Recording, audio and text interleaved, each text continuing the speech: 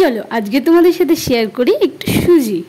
তো সন্ধ্যা থেকে খুবই মনটা কেমন সুজি খেতে ইচ্ছা করছিল, তো মায়ের কাছে গেলাম, গিয়ে বললাম যে আজকে না সুজি খেতে ইচ্ছা করছে।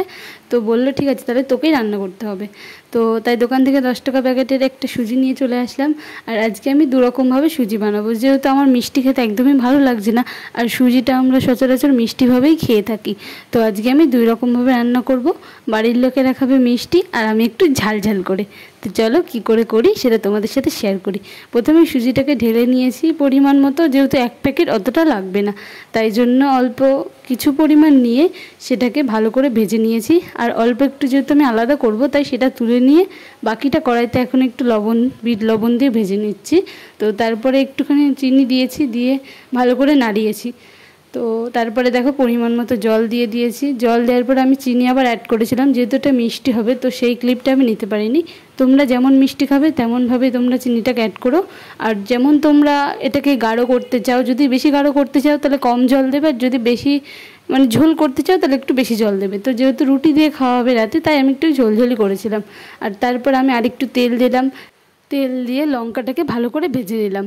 তো তারপরে দেখো অল্প একটু বিট লবণ আমি আবার অ্যাড করেছি। বিট লবণ অ্যাড করে সেটাকে ভালো করে মিশিয়ে নিতে হবে। তো যেহেতু অল্প একটু চিনি না দিলে খাবারের স্বাদটা আসবে না, তাই জন্য আমি কিছু পরিমাণ একটু চিনি দিয়েছি, দিয়ে পরিমাণ মতো জল দিয়ে দিয়েছি। দিয়ে এটাকে আমি একটু বেশি জল দিয়ে ফেলেছিলাম, তো এটাকে একটু টানাতে হবে। আমি অনেকক্ষণ একটু টানিয়ে তারপরে এটাকে শুকনো করে উপর থেকে 2টো কাঁচা লঙ্কা দিয়ে সার্ভ করলাম আজকের ঝাল ঝাল সুজি। তো তোমরা যদি অবশ্যই ট্রাই করো, তো বাড়িতে আমাকে জানাবে অবশ্যই কেমন লাগলো তোমাদের। আমার তো খুবই ভালো লাগে, যেহেতু যখন আমার মিষ্টি খেতে ইচ্ছে করে না তখন আমি এইভাবেই বানাই। তো বাড়ির লোকেদের জন্য আমি যেমন ঝোল ঝোল করেছিলাম সেটা ঠিক এরকম দেখতে হয়েছে। তো আমি একটু ট্রানজিশন করে নিয়েছিলাম যেহেতু। তো দেখো এটা এরকম দেখতে হয়েছে। তো চলো এবার আমি খেয়ে তোমাদেরকে জানাবো যে কেমন হয়েছে। তো যেহেতু আমি ঝাল ঝালটা খাবো বলে নিয়েছি, তো সেটা আমি একটু খেয়ে দেখি। তো আমার প্রথমে মনে হচ্ছিলো যে আদৌ ওটা খাওয়া যাবে। তো তারপরে আমি একটু খেয়ে দেখলাম, না সত্যিই খুব ভালো হয়েছিল। তো মিষ্টি কম, যেহেতু আমি মিষ্টি খেতে অতটাও পছন্দ করি না, যারা মিষ্টি খেতে পছন্দ করে না তাদের জন্য এটা খুবই ভালো লাগবে।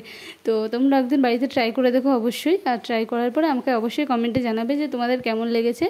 তো আজকের মতো এই অবধি। যদি এরকম আরও রান্নার ভিডিও দেখতে চাও তাহলে অবশ্যই চ্যানেলটাকে সাবস্ক্রাইব করে একটা কমেন্ট করে দিও যে পরের রান্নার ভিডিও কী দেখাবো। আজকের জন্য এইটুকুনি, টাটা।